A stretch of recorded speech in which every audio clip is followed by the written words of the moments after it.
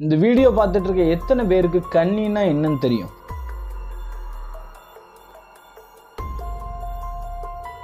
ஒரு அமானுஷ பேயினால ஒரு சின்ன பொண்ணு கன்னியா மாறின கதையை தான் இந்த வீடியோல பார்க்க போறோம். உங்களுக்கு எந்த இடத்துலையுமே விறுவிறுப்பு குறையாம இந்த வீடியோ இருக்கும்னு நான் நம்புறேன். சேனலுக்கு புதுசா வந்திருந்தீங்கன்னா ஷேடோஸ் ஆஃப் ட்ரூத் சேனலை ஃபாலோ பண்ணிருங்க. வாங்க வீடியோக்குள்ள போலாம்.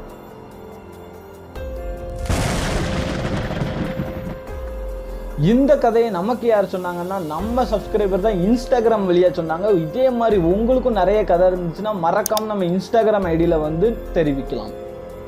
வருடம் 2005 தூத்துக்குடி மாவட்டத்தில் ஒரு பழமையான கிராமத்துல தான் இந்த ஒரு சம்பவம் நடைபெறுது. அந்த கிராமத்தை பொறுத்தளவு ரொம்ப ரொம்ப பழமையான கிராமம். இருக்கதே 30 குடும்பம் தான் இருக்கும், 4 பூடம் சாமிகள் தான் இருக்கும்.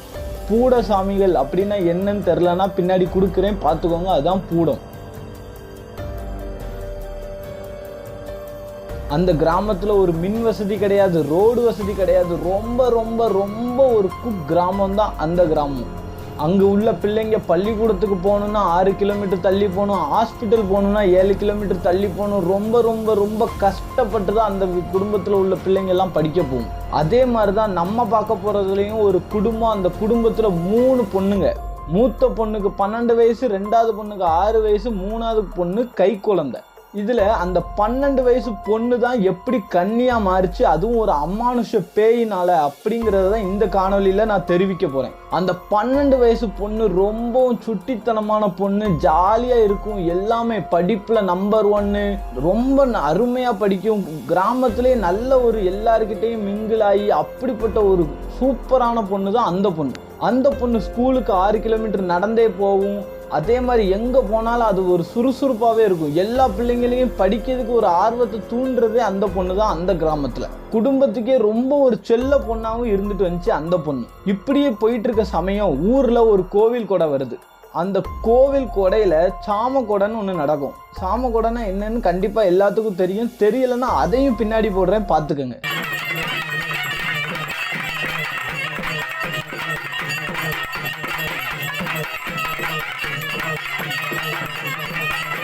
அப்படி சாம கூட நடக்கும்போது அது எப்பயுமே 12 மணி, 1 மணி, 2 மணி, 3 மணி அந்த சமயம் ஆயிரும். அப்போ இந்த பொண்ணோட ஃபேமிலி எல்லாருமே உட்காந்து சாம கூட பார்த்துட்டு இருக்காங்க. அந்த டயத்துல தான் அந்த பொண்ணு காட்டு வழியா வீட்டுக்கு போறேன்னு சொல்லிட்டு வீட்டுக்கு போகுது. அப்போ அது பண்ண ஒரே தப்பு, தனியா அந்த டயத்துல அந்த சைடு நடந்து போனது. அந்த கிராமத்துல எவ்வளவுக்கு எவ்வளவு ஆன்மீகம் வளர்ந்துருக்கோ அதுக்கு நிகரா அமானுஷம் சுத்திட்டே வருது. ஆனா அந்த பொண்ணுக்கு அதெல்லாம் நம்பிக்கை கிடையாது. ஆனா ஊர் மக்கள் எல்லாத்துக்குமே தெரியும் அந்த கிராமத்துல ஃபுல் அமானுஷம், ஏகப்பட்ட அமானுஷம் இருக்குன்னு. வயல்வெளிக்கு நடுவில் ஒரு சின்ன கிணறு. அந்த கிணறை யாருமே யூஸ் பண்றதில்ல. அந்த கிணறுல தான் 3-4 பேர் தற்கொலை பண்ணியிருக்காங்க. சுத்தி போக வழி இருந்தும் அந்த பொண்ணு அந்த வயக்காட்டு பாதையில நைட்டு 3 மணிக்கு பண்ணதுதான் பெரிய தப்பு. இப்போ நான் இந்த இடத்துல உட்காந்து வீடியோ எடுத்துட்டு இருக்கிறதுக்கு காரணமே அந்த 3 மணிக்கு அந்த பொண்ணு நடந்து போனதுதான். இந்த கிணறு கதைக்கு வந்துடும். இந்த ஊரே பயப்படுற ஒரே விஷயம் அந்த கிணறு. ஏன்னா அதுக்குள்ள அவ்வளோ ஒரு அமானுஷம் இருக்கு.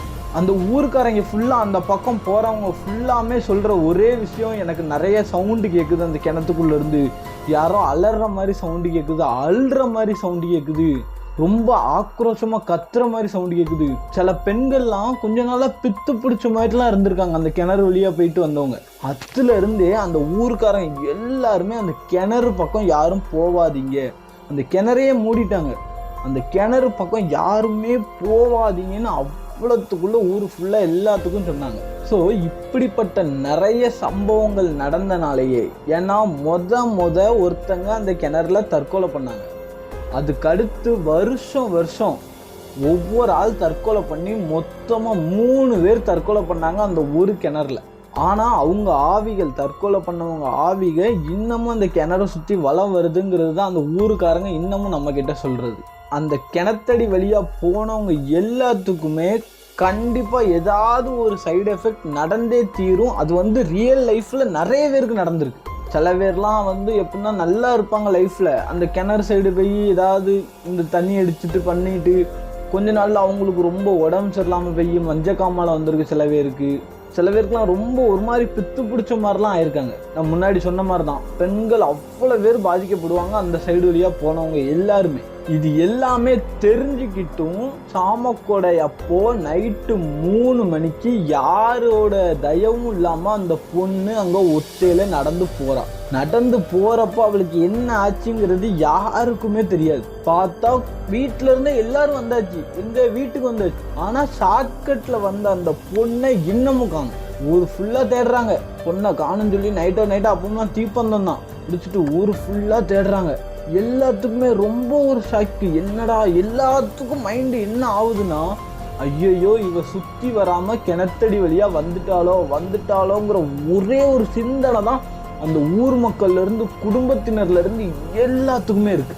அவங்க நினைச்சதுதான் அங்க நடந்திருக்கு அதே மாதிரி. ஆனா இதுல என்ன ஆச்சுன்னா, ஒரு ஆலமரத்துக்கு அடியில அந்த பிள்ளை சமணக்கால் போட்டு உட்கார்ந்துருக்கு. எப்போ நைட்டு 3:30 மணி வாக்குல ஃபேமிலியோட சேர்ந்து தேடுறாங்க.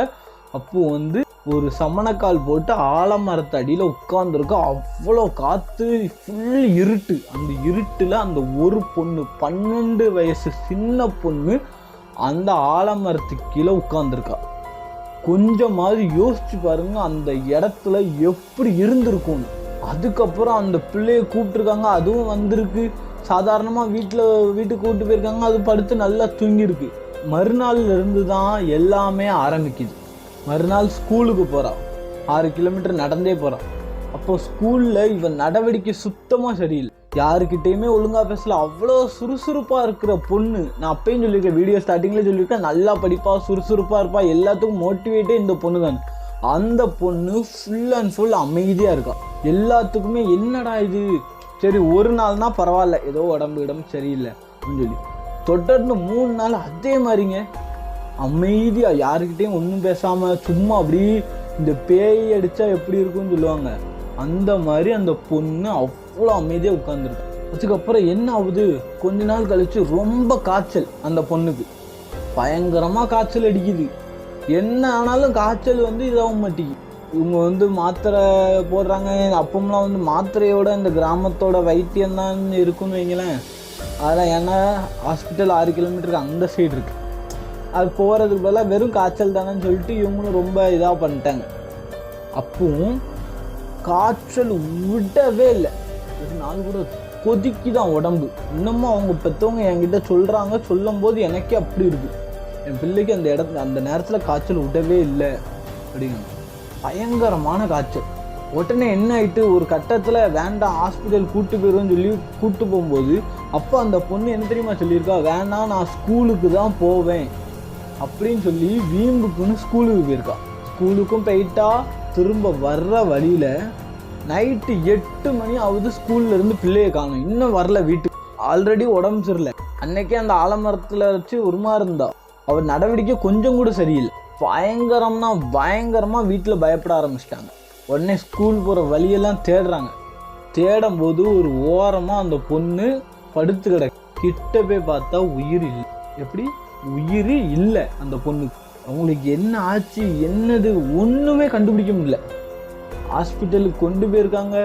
ஹாஸ்பிட்டல்லையுமே ஒன்றுமே இல்லை, பிள்ளை நல்லா இருக்காங்க. ஆனால் பிள்ளையோட உயிர் இல்லை. அதுக்கப்புறம் அந்த பொண்ணோட இறுதி சடங்கு எல்லாமே நடைபெறுது ஊருக்குள்ளே வச்சு. அப்போ அந்த பொண்ணை குளிப்பாட்டுவாங்க தெரியுமா. குளிப்பாட்டும் போது தான் அவங்க ரிலேட்டிவ்லாம் பார்க்குறாங்க, முதுகு ஃபுல்லாக நீளமாக இருக்குது. என்னமோ நீளமானொட்டி நீங்கள் பாம்பு கடிச்சதான் நினச்சிருப்பீங்க. ஆனால் அதுவும் இல்லை, ஏன்னா டாக்டர் சொல்லிட்டாங்க ஒன்றுமே இல்லை, முதுகெல்லாம் நீளமாக இருக்குது. என்ன நடந்துச்சுன்னே தெரியும். இப்போ அந்த பொண்ணை அந்த குடும்பம் கன்னியாக கும்பிட்டுட்டு இருக்கு. கொஞ்சமாவது யோசிச்சு பாருங்க, அந்த பொண்ணு 3 மணிக்கு அந்த சமயத்தில் நடந்து போனது தான் காரணம், பேய் தான் என்னமோ பண்ணிட்டுன்னு சொல்லி இன்னமுமே ஊருக்காரங்க எல்லாருமே நம்புறாங்க. அவங்க குடும்பத்திலே நம்புறது அது ஒன்று தான். அந்த பாலடைஞ்ச கிணறு இன்னும் எத்தனை பேரை பழிவாங்க போகுதுங்கிறது யாருக்குமே தெரியல. நல்லா படிக்கணும், பெரிய ஆள் ஆகணும்னு சொல்லி அவ்வளோ ஒரு ஆர்வமாக ஈடுபாடோடு இருந்த சுட்டித்தனமான செல்ல குழந்தையா இருந்த அந்த பொண்ணு இப்போ அந்த ஊரில் ஒரு ஓரமாக கன்னி தெய்வமாக இருக்குது. இந்த கதையை பற்றி நீங்கள் என்ன நினைக்கிறீங்க? அந்த அமானுஷ கிணறை பற்றி நீங்கள் என்ன நினைக்கிறீங்க? எல்லாத்தையும் கமெண்ட் பாக்ஸில் சொல்லுங்கள். இதே மாதிரி நிறைய வீடியோவுக்கு ஷேடோஸ் ஆஃப் ட்ரூத் சேனலை ஃபாலோ பண்ணிக்கோங்க. வணக்கம்.